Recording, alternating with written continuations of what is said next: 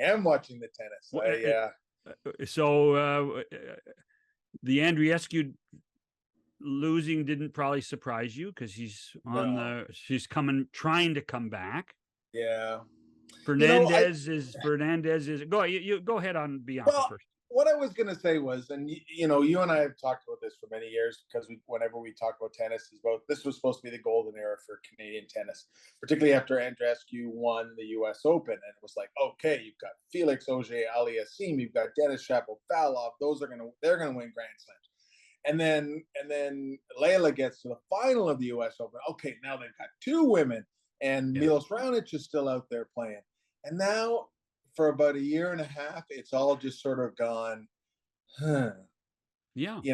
Felix isn't winning. I saw him the other night at it's not the Rexall Center, Sobe Stadium. He looked terrible. He looked just terrible. Shapovalov is injured, missed the tournament. Andreescu loses again. And Fernandez came through with a big win last night, but it sure looked as though she was trying to give it away. But she did win and looked better in doing so. And then all of a sudden, out of nowhere, here's Milos Raonic again.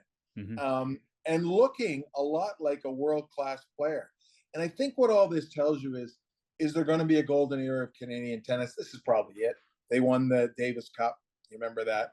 And so there's good stuff happening. But the careers of tennis players go up, down, and up, and down. Raonic was away for 2 years. Fernandez broke her foot, and it's taken her that long to come back. Shapovalov's been injured. Felix has been injured. Andreescu has been injured. I think there's still lots of good stuff to happen, but the last year and a half has really made us all pause and think, the straight line to multiple Grand Slams, it was never there and isn't there. And now you just hope that one or more of these players is able to put it all together again and take a run at something. It's funny. I in watching Raonic play. Yeah. I finally felt that his body structure was more as a tennis player than those early years when he was that big gangly teenager with that giant serve, but invariably broke something or pulled something. Yeah. I mean, he's almost grown into the right body to be a tennis player now. It's funny. I saw him. I was in the Bahamas 3 years ago, and that's where he lives, and ran into him at the airport. And at that time, he couldn't even lift his arm above his shoulder and didn't know whether he would be able to again.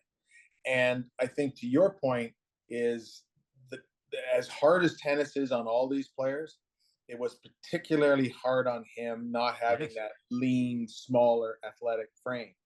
Taking 2 years off, I'm looking at him on court and he looks more comfortable in his body and understands it all a little bit. I'm finding it a bit interesting that in these broadcasts and what we're hearing, it's almost like he's planning to retire after the U.S. Open. And based on what I'm seeing, I'm thinking, this guy's a top 20 player still. Why would he retire? And being away from the game, I think, has given them a different perspective on his life, game, and all those kinds of things. So I'm finding it really interesting. I've always really admired Raonic as a player, as an athlete, and as a person. Terrific young man whenever I've been exposed to him. I've never found him that interesting to watch, because the rallies are always so short and he's just bombing serves all the time. But the last couple of days have been kind of interesting, more interesting than ever to see him back. And he may still be among the best 2 or 3 servers in the world. And he's been away for 2 years. And how about Andy Murray? Yeah, well, he already retired one, sort of, or they retired him. And that'll be really interesting. So that one's going to happen tonight against Yannick Sinner, the young Italian. And I think that you're going to have a big crowd and a lot of people wanting to see one moment of kind of greatness out of Andy Murray. Yeah, I was actually, when I saw the draw, I wondered if there was a new Andy Murray. Because it has, I mean, when it was the Big Four, that was a long time ago. It was the Big Four. I know. So who, like, where is tennis going? That's a great question. Who's the next? I mean, the kid that won Wimbledon, obviously the Spaniard, he's quite something. But Yeah. is he the future, or are they paying the price now for having such a small group of great players play at that level for almost too long? If you know what I Well, mean. yeah, I mean, I think it was like it was a double-edged sword of having greatness among us, walk Right. amongst us like mere mortals for so long Right. together, right? They Yeah. weren't even spread out. Like for a while, it was Agassi and Sampras together, but there weren't four of them. And Murray was always sort of the little brother of the big four. You know, he didn't win as many Grand Slams, but you know, we were those of us who love the game were blessed by those extraordinary players. And still, Djokovic is still there and still going. But without those guys to play against, it's not quite the same. And I don't know. I mean, tennis is a really resilient sport. You and I have been watching it since the 1970s, since John Newcomb and Ken Rosewall and Jimmy Connors and Yvonne Goolagong. So we know that it has its ups and its downs, and the game has changed dramatically and in a lot of ways. But it's a pretty resilient sport, and it's played around the world, Mm-hmm. and that will always give it a big audience. But you know, you throw in Ash Barty and a couple of the other players on the women's side, and Serena, of course, they've had huge losses. Imagine if you went to the NHL right now, took away Connor McDavid, Austin Matthews, and a couple of other great players and say, now are people interested in your sport? The answer is going to be, yeah, they're going to be interested in your sport, but maybe not as quite as interested as they were before. Yeah, it's funny. I mean, I think the key, and I think you touched on it. The real key is that it's it's so international. Yeah.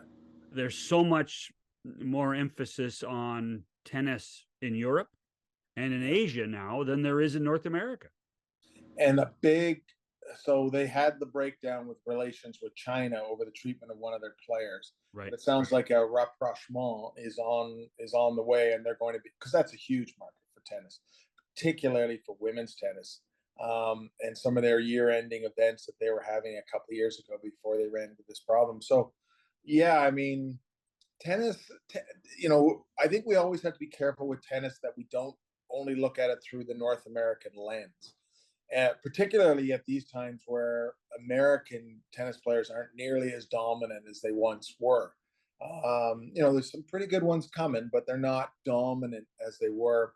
Again, particularly with Serena gone from the scene, Venus hanging on, but you know, not really the player that anywhere near the player that she was. So, but when you look at it from a European point of view, you know, the stars are all there. Carlos Alcaraz, as you mentioned, being one of them.